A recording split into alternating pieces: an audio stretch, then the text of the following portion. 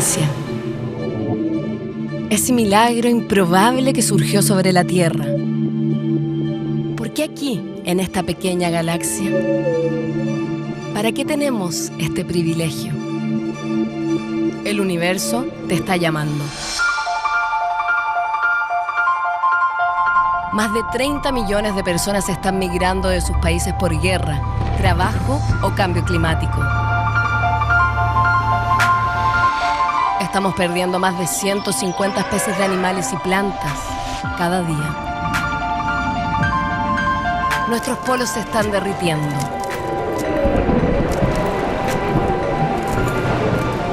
Estamos buscando nuevos planetas habitables. Para 2050, tenemos que alimentar a 10.000 millones de personas. Hoy, las bacterias están curando el cáncer y construyendo materiales biodegradables. Los datos son el nuevo petróleo del mundo. Somos los protagonistas de la gran revolución de la sociedad del conocimiento. Los próximos 100 años pueden ser la mejor o la peor historia de la especie humana. ¿Qué futuro quieres construir? La vida te está llamando. Toma conciencia hoy.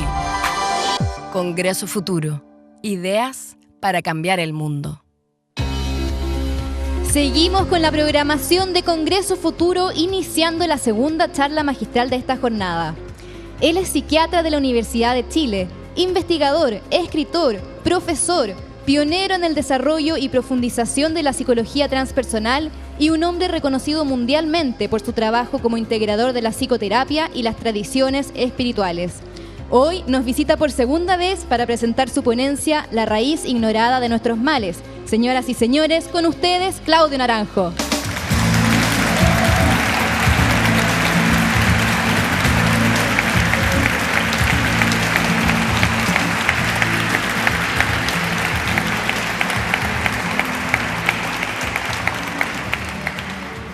Muchas gracias, no solo por el aplauso, sino por pedir que vuelva.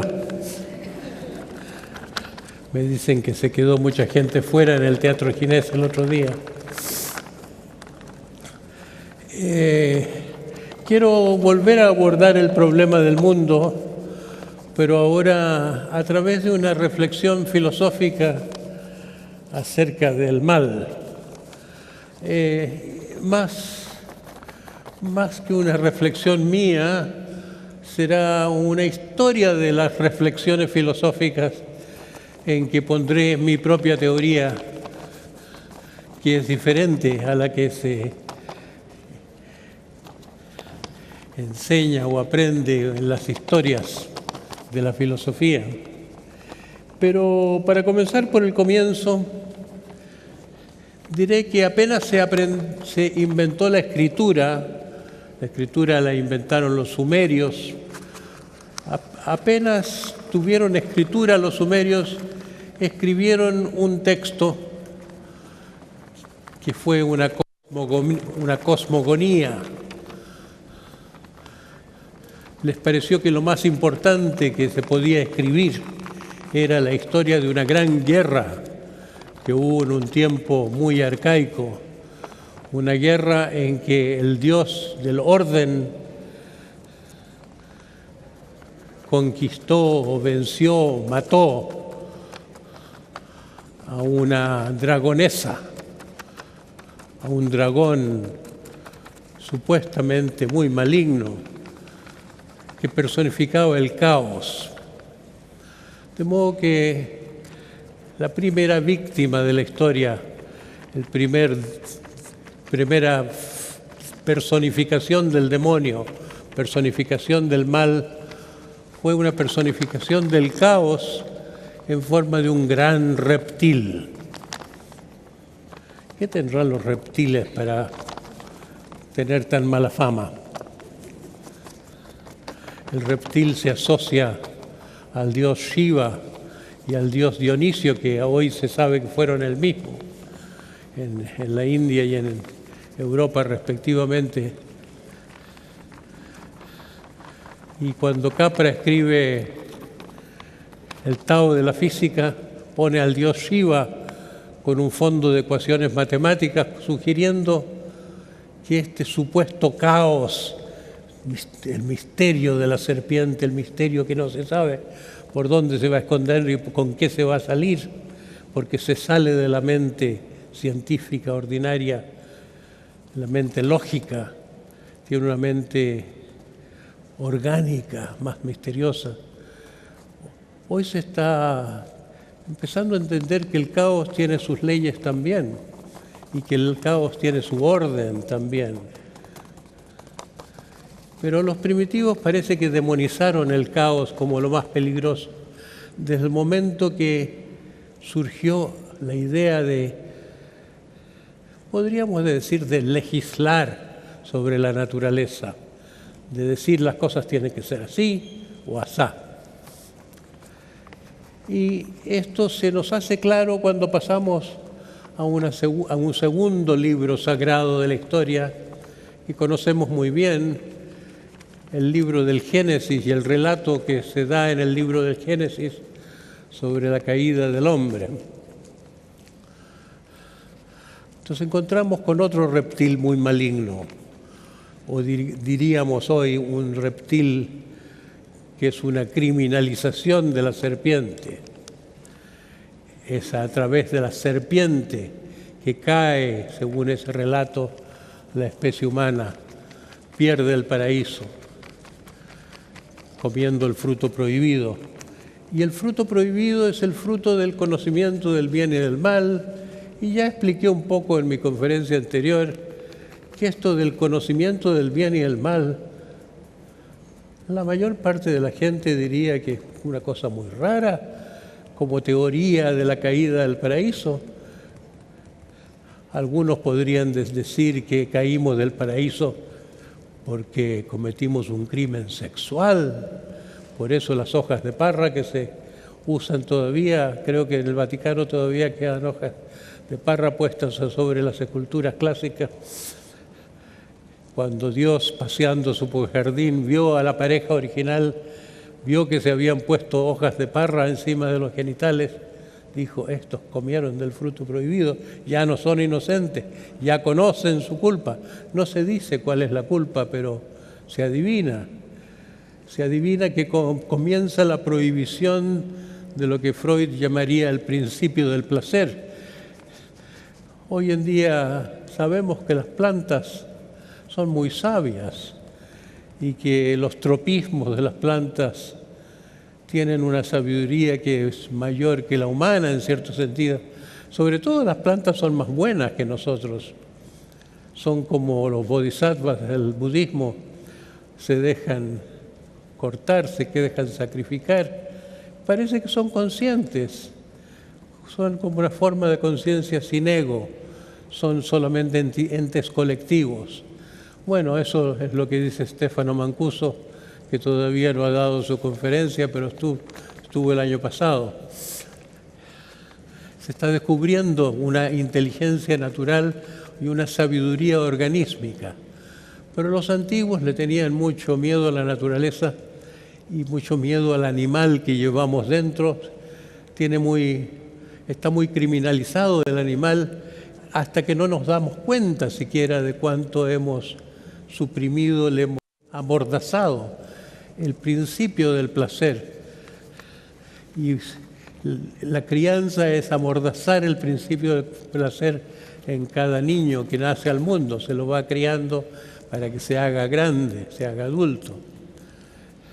Y decía Freud que el principio del placer debe ser postergado al principio de la realidad, pero yo digo que el placer, el principio de la realidad no está al principio de la realidad, sino que el principio de la realidad patriarcal, el principio de cómo se hacen las cosas en una cultura que no es abierta al placer.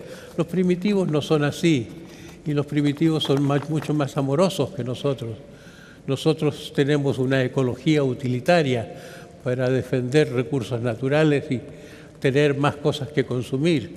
Los indígenas norteamericanos son unos franciscanos al lado de nosotros, aman la tierra, no se sienten dueños de la tierra, sino que se sienten hijos de la tierra. No necesitan apelar a la razón para tener una mente ecológica, sino que apelan simplemente a un sentimiento natural. Hemos perdido el amor al prójimo también porque no tenemos ese amor por nosotros mismos que viene de estar en consonancia con nosotros mismos, de tener aceptación hacia nosotros mismos.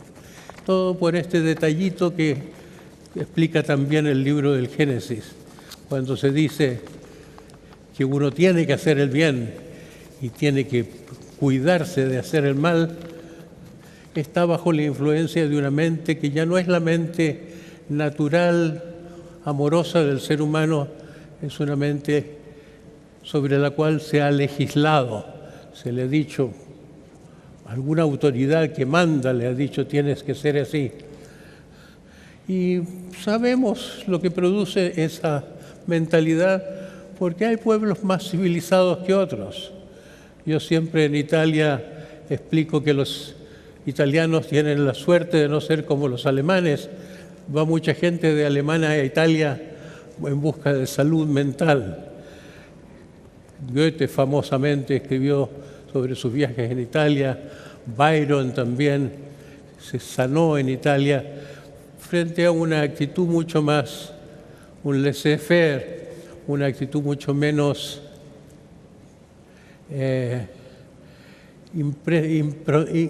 con menos impronta del principio del deber. Yo siempre repito el cuento o el chiste que sobre Alemania, que se dice que en Alemania lo que no está prohibido es obligatorio. Hay gente que es así, gente que todo lo hace o por obligación, por mandato o por prohibición. Y hay pueblos que no son tan civilizados. Italia es menos civilizada que los países más nórdicos. Y un poco menos civilizado es Brasil. Por eso tienen la mejor música popular. A mi juicio, la música popular brasilera tiene un poco ese movimiento de la serpiente. Tiene una sabiduría orgánica, un ritmo complejo que no viene de estos sabios intelectuales que dicen que hay que metérselo todo aquí en el culo.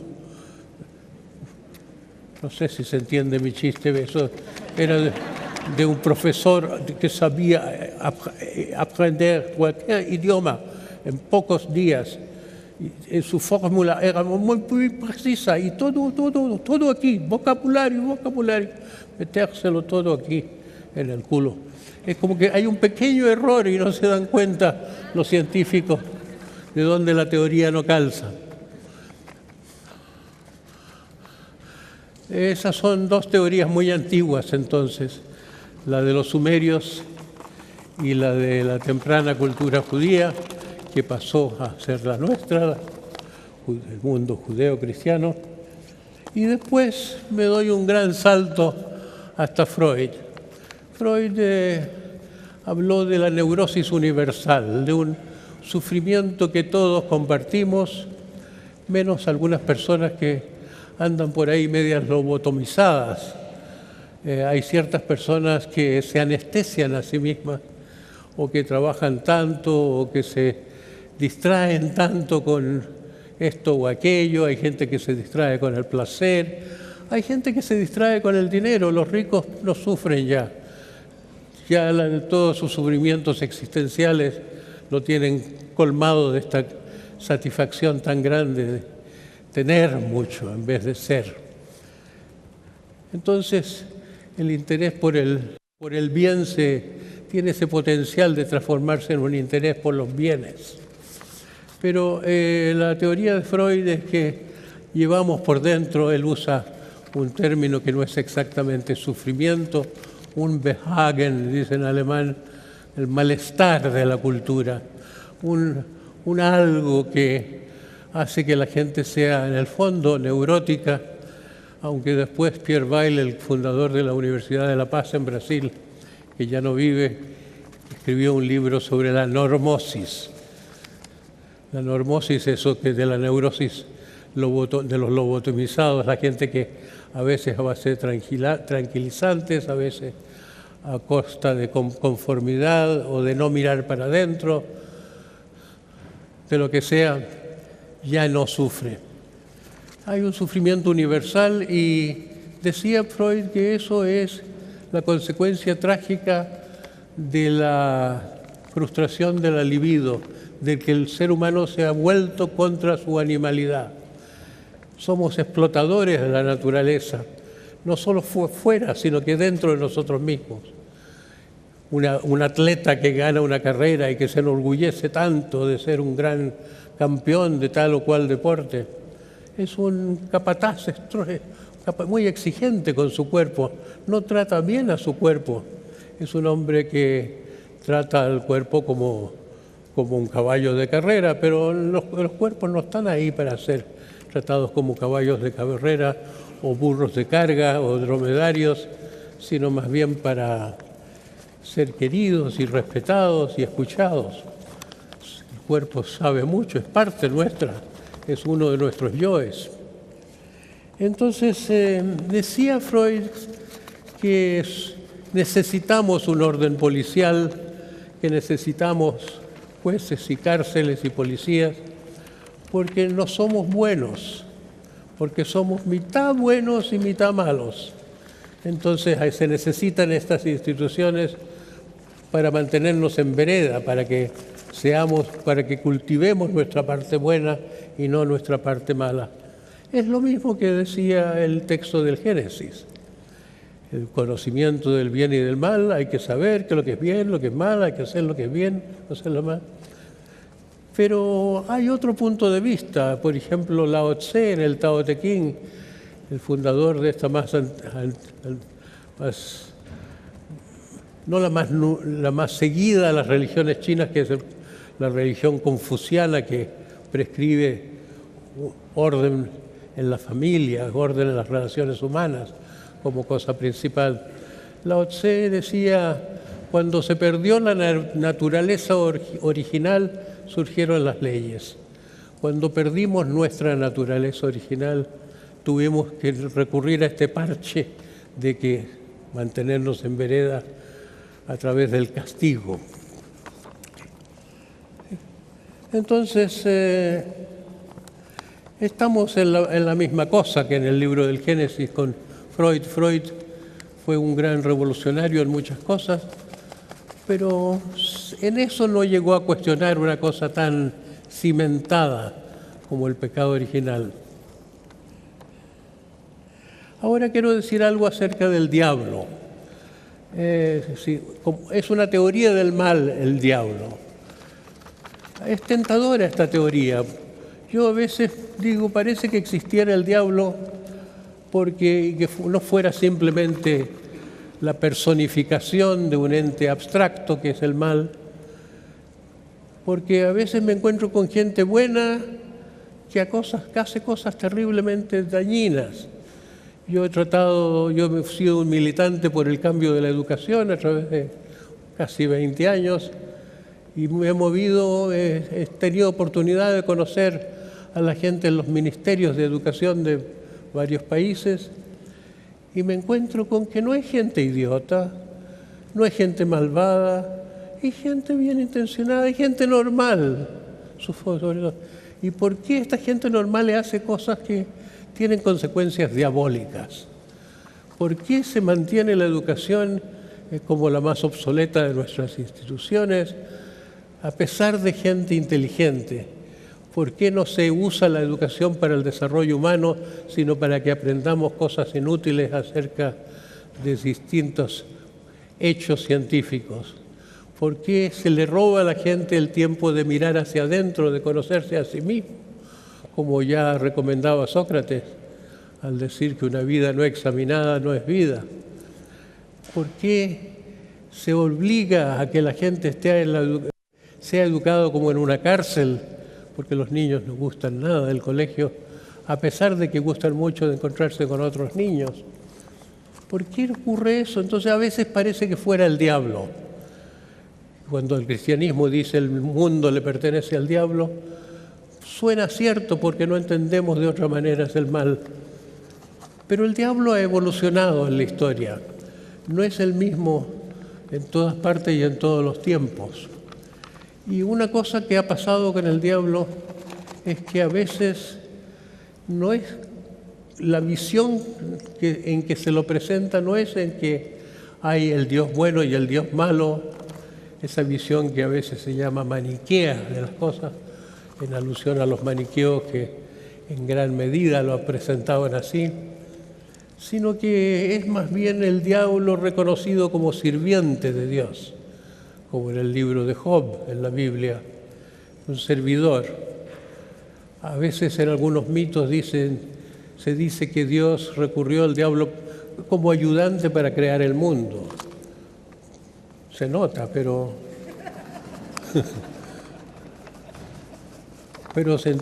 no se entiende muy bien por qué Dios necesita al diablo para crear el mundo. Da que pensar. Hay mitos en que se presenta el diablo como el hermano de Dios, como un hermano mellizo de Dios incluso. Mircea Eliade ha recogido esas historias. Y ha evolucionado la visión del diablo de tal manera que en El paraíso perdido de Milton, ese gran libro que para los ingleses es lo que más se parece a la Biblia por su idioma y la perfección con que está escrito, el diablo es como el espíritu revolucionario del mismo Milton y los puritanos de esa época, los que se rebelaron contra el Papa y los que tenían mucho la percepción de lo que lo llamamos bueno, y tienen mucho de hipócrita. A veces los malos son más buenos que los buenos. Incluso los terroristas en algunos países tienen muy claro que ellos están luchando por un bien que se opone a una sociedad perversa. Pero ese es un tema del que no se puede hablar sin meterse en demasiados líos. Fue el diablo poniéndose más y más interesante a través de la historia. William Blake, el poeta inglés, por ejemplo, llegó al punto de invertir los valores, es decir, lo que llamamos lo bueno es bastante malo. Lo bueno lo asociaba William Blake con la bondad predicada por la Iglesia y decía, lo que se llama mal es la vida. En la vida hay agresión. Tiene un famoso poema sobre un tigre en que se hace claro que es uno que aprecia la energía de la vida, pero esa energía no cabe dentro de los moldes de lo que se llama lo bueno.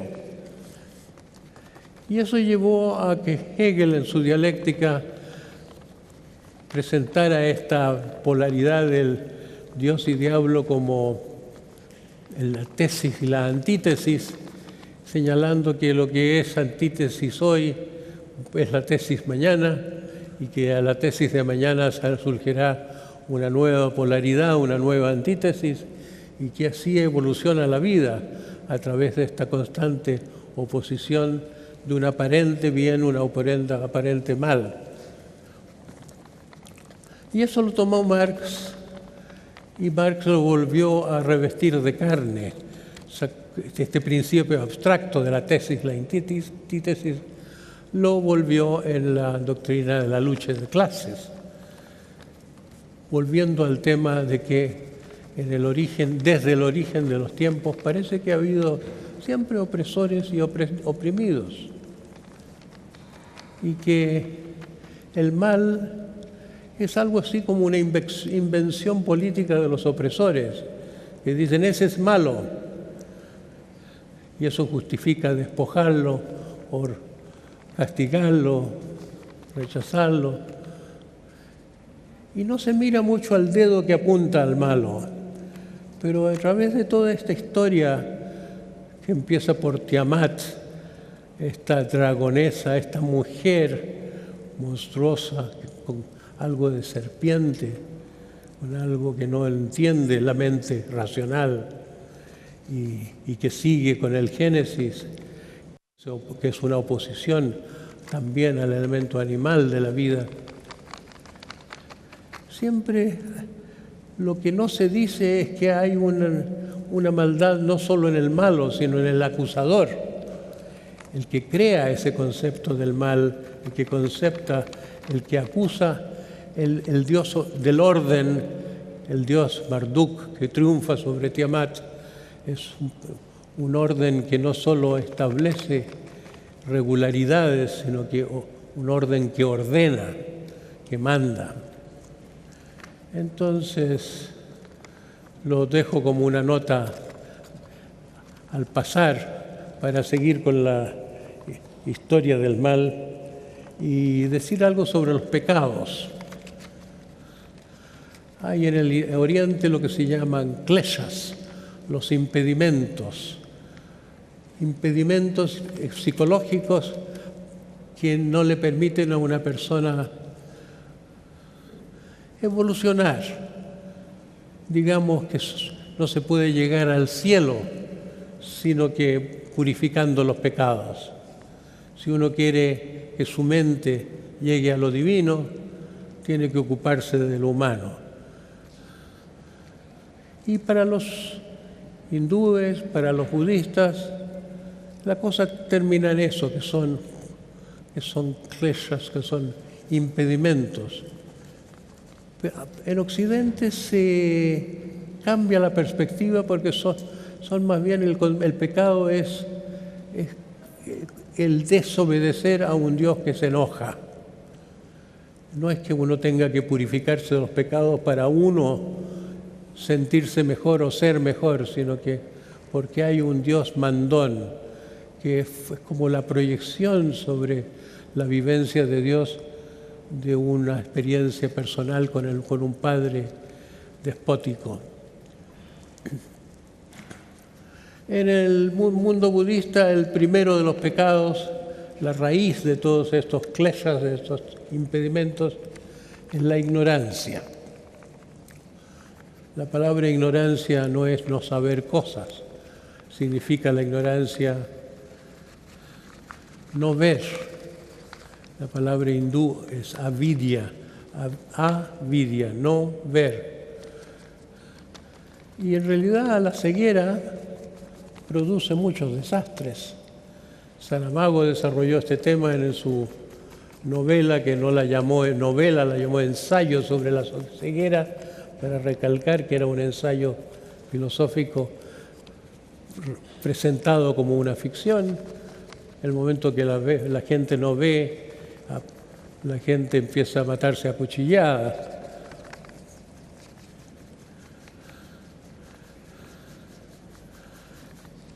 La ignorancia tiene como consecuencia inmediata una exacerbación de los deseos, según el budismo. Porque uno no ve, no se puede declarar satisfecho, no sabe que está satisfecho porque hay cosas que no ve, se rebela contra lo que ve. Schopenhauer tomó del budismo este aspecto en su filosofía de que hay que desear menos para sufrir menos. Es cierto que sufrimos por exceso de deseos, pero no se disminuyen los deseos a través de austeridad, sino que más bien a través de más comprensión.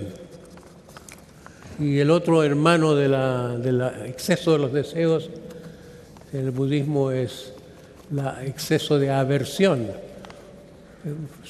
Van de la mano, el eros y el anteros, como a veces se han llamado. Querer mucho ciertas cosas es odiar mucho todo lo que a uno le significa una privación de esos deseos. Esos son los deseos budistas, lo que llama el budismo los tres venenos, que se representan a veces como tres animales, un puerco, una serpiente y un gallito de pelea. Se persiguen en forma circular y se engendran uno al otro. Y en el cristianismo tenemos esos siete famosos pecados capitales. Fueron instituidos, fueron establecidos en la forma como mejor se los conoce por San Gregorio. Y da el caso de que yo soy un pecadólogo porque me tocó ser el vehículo de la transmisión de un cristianismo oriental olvidado en Occidente, un cristianismo que fue representado por un gran maestro ruso llamado Gurdjieff. Y muchos de los que trabajamos en la escuela de Gurdjieff estábamos en búsqueda de contactar esa escuela original.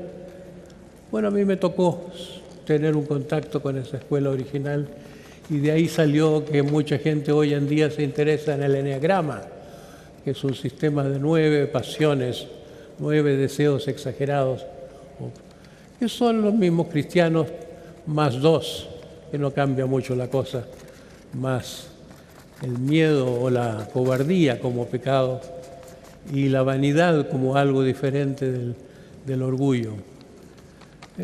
Gran parte del mundo se puede entender solo desde el punto de vista de la cobardía con que uno se rinde a un sistema maligno y la vanidad en que uno se entusiasma con cosas que no son las fundamentales. Se distrae de lo fundamental. Entonces, digamos que se puede entender el mundo, se puede entender el mal desde el punto de vista de los pecados. Hay mal porque hay envidia, hay mal porque hay orgullo. Es como decir, el mal es la enfermedad. No es que el mal sea el mal. Y la palabra española, cuando hablamos los males del mundo, los males del alma, es muy buena palabra porque alude simultáneamente al malestar, a lo que duele, a lo que causa sufrimiento y a los males en el sentido ético de la palabra. Pero lo que nunca se ha dicho, y es una de las cosas que ando diciendo yo, es que los pecados son derivados instintivos que no molestarían tanto en la vida humana, no serían tan terribles, si no fuera porque está prohibida la expresión directa del instinto. ¿Por qué es vanidosa una persona? Porque a los niños se les prohíbe algo que es como la vanidad natural. Hay un cierto deseo de ser visto. La mayor parte de los niños y niñas en el mundo no son vistos, no son reconocidos. Hay una visión empequeñecedora de los niños.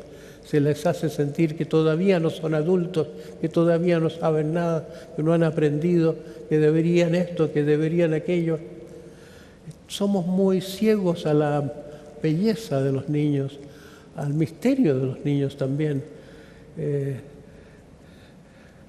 Decía Freud que somos parricidas, que queremos todos matar a nuestro padre.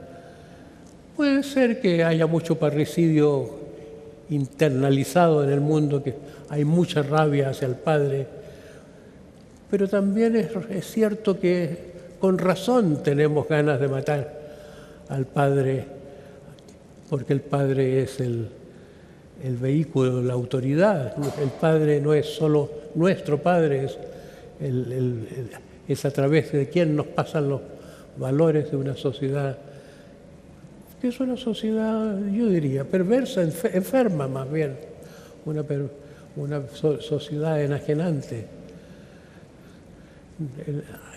Yo soy uno que piensa que tenemos que darnos cuenta del mal de la civilización, que es la civilización la enfermedad fundamental, y que la civilización es algo que deberíamos poder cambiar si la entendiéramos, empezando por entender la idiotez de tantas cosas que se piensan y que se sienten colectivamente, la inmadurez.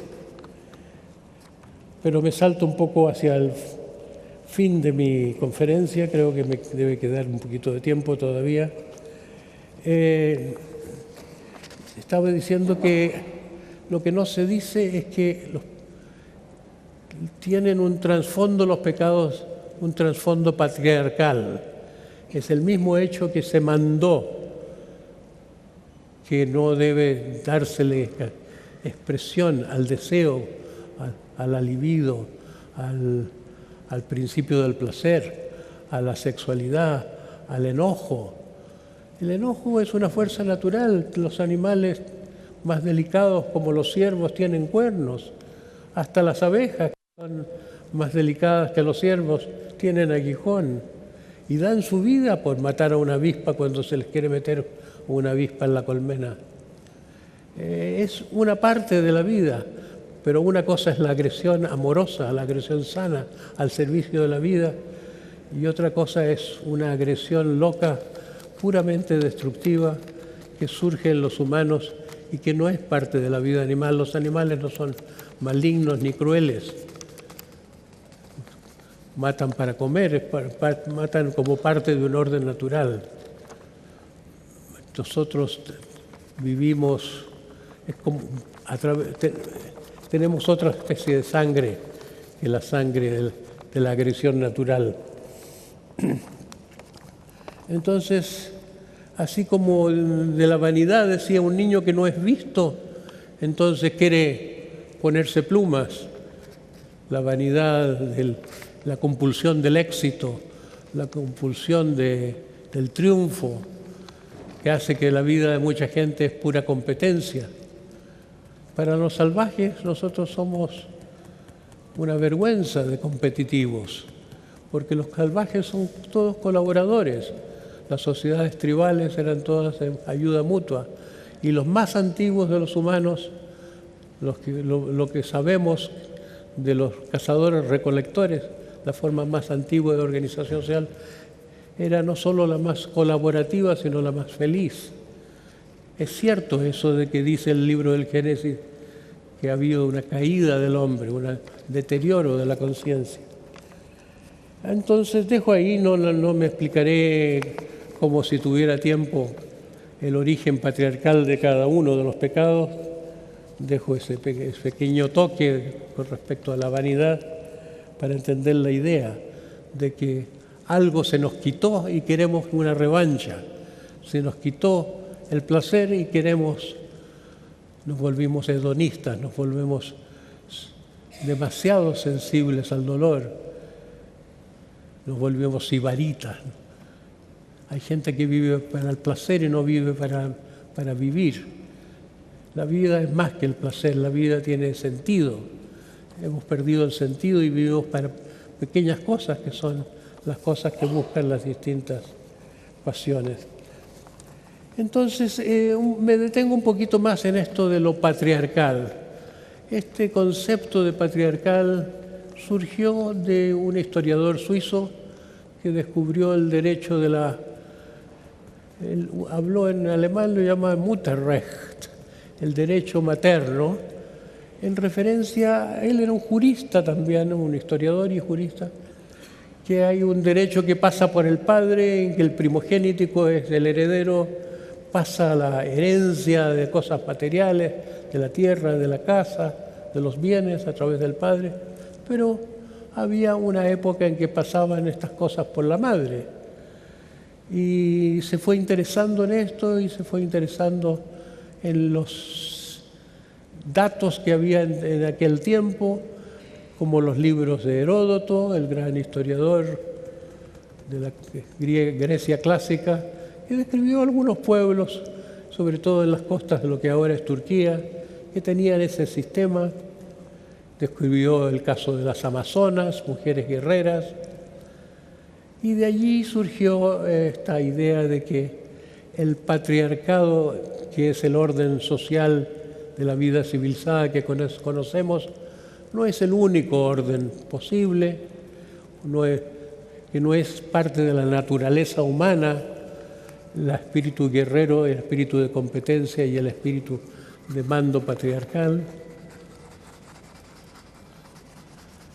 Pero Bachofen, curiosamente, este descubridor del patriarcado, por contraste, porque fue el descubridor del matriarcado, nunca se formuló en forma crítica a la civilización que hemos construido.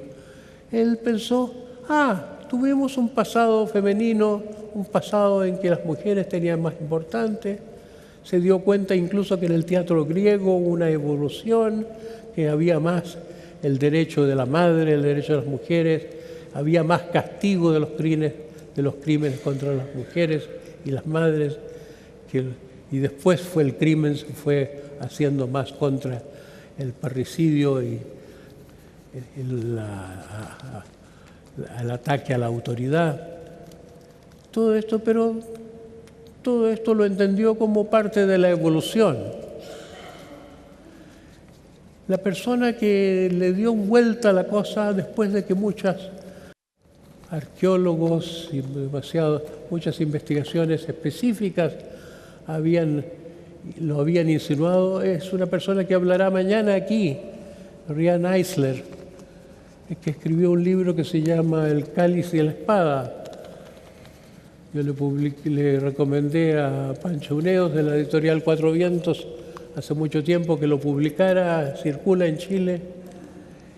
Y es un libro que cuando salió, un famoso antropólogo de entonces llamado Ashley Montagu dijo: este es el libro más importante desde el libro sobre la evolución de las especies de Darwin. ¿Qué dice este libro? Dice que el patriarcado no es cosa de la cual se deba ocupar solo el feminismo como una injusticia contra la mujer. Quienes hablaban de patriarcado eran las mujeres, porque obviamente las mujeres han sido desvaloradas, empoderadas y privadas de participación política a través de la gran parte de la historia. ¿Por qué? ¿Por qué esa sistemática el prejuicio contra las mujeres? Yo creo que porque en el establecimiento del patriarcado, cuando se creó el patriarcado, cuando surgió el liderazgo masculino en el mundo, las mujeres no estaban de acuerdo en ciertas cosas. Con el espíritu tan guerrero no lo pasaban bien los niños. Las mujeres protegían a los niños de la dureza de los padres. Yo creo que las mujeres siempre por su espíritu materno, por su rol materno, representaban más la empatía, la solidaridad, la compasión. Y los guerreros duros de un tiempo histórico tuvieron que decirle a la mujer: cállate, y para callarla más efectivamente se creó esta idea de que la mujer o no es nada o es algo más bien negativo. Es difícil entenderlo de otra manera que como un recurso histórico. Así como se inventó el mal, se inventó que la mujer no es tan buena.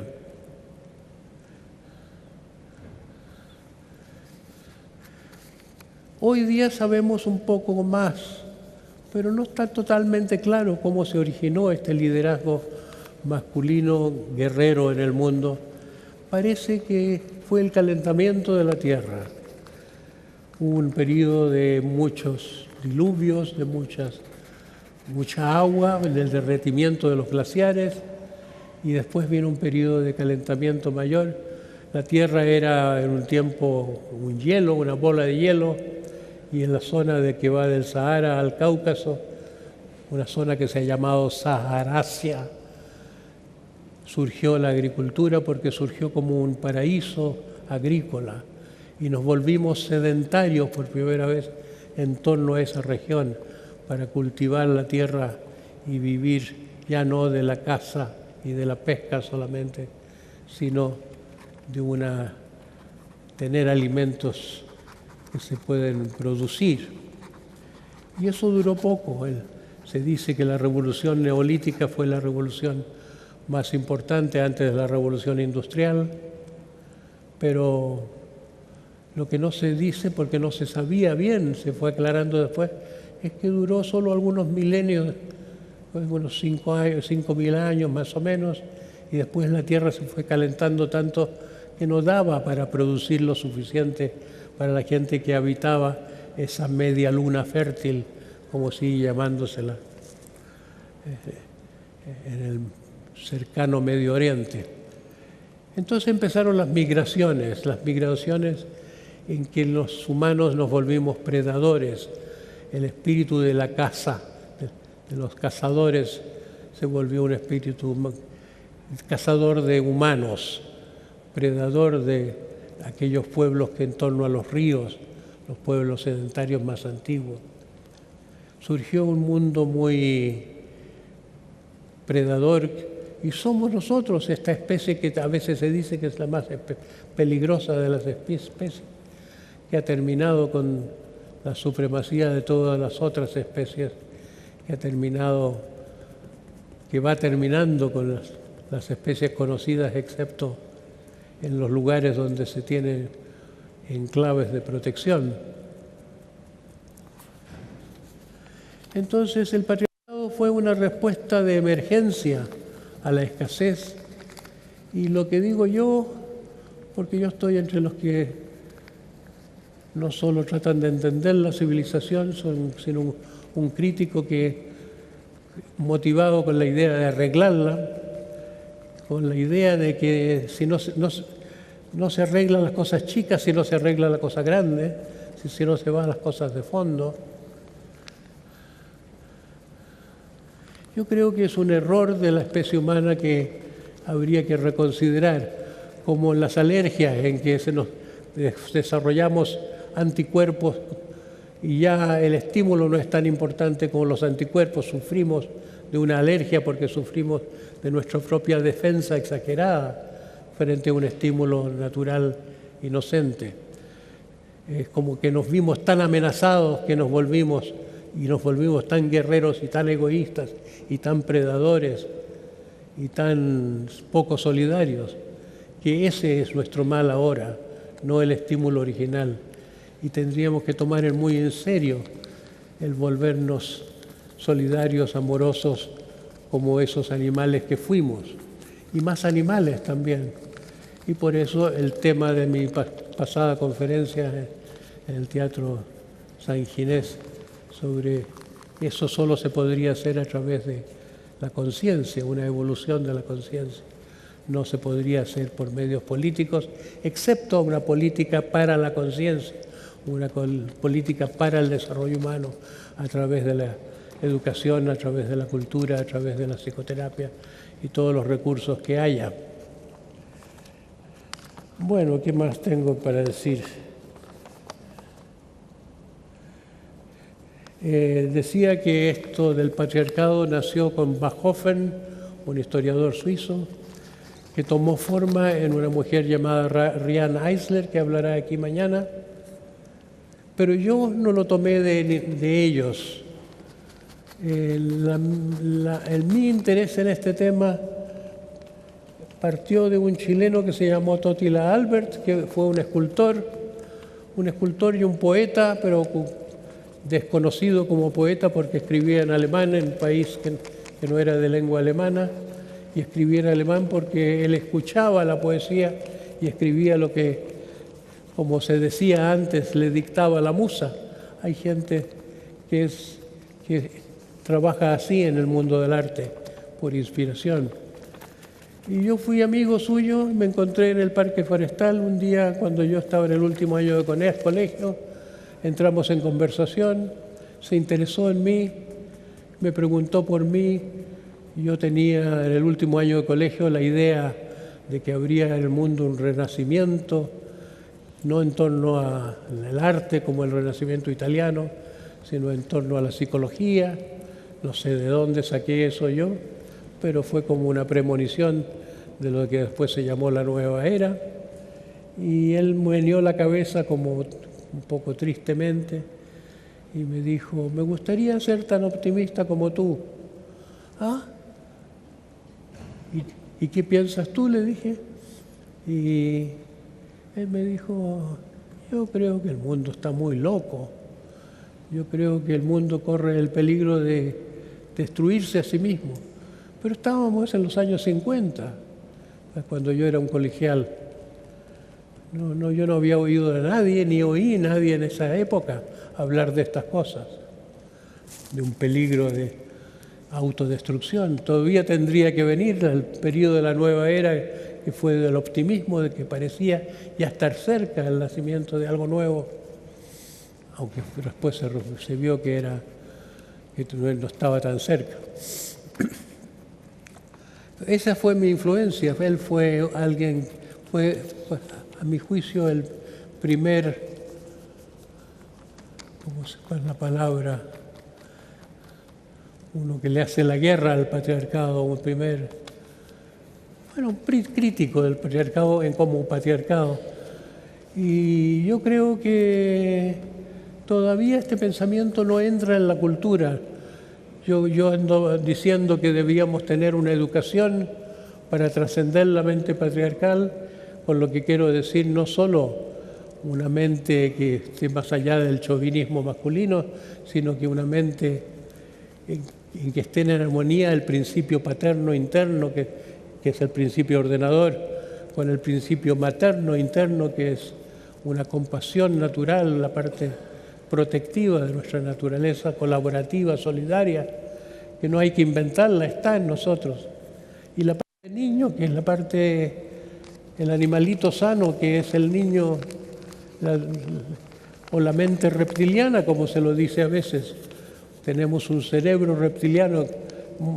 Ahora la serpiente se entiende mejor a la luz de esto, que somos tricerebrados, en que una de nuestras mentes es precisamente la mente instintiva.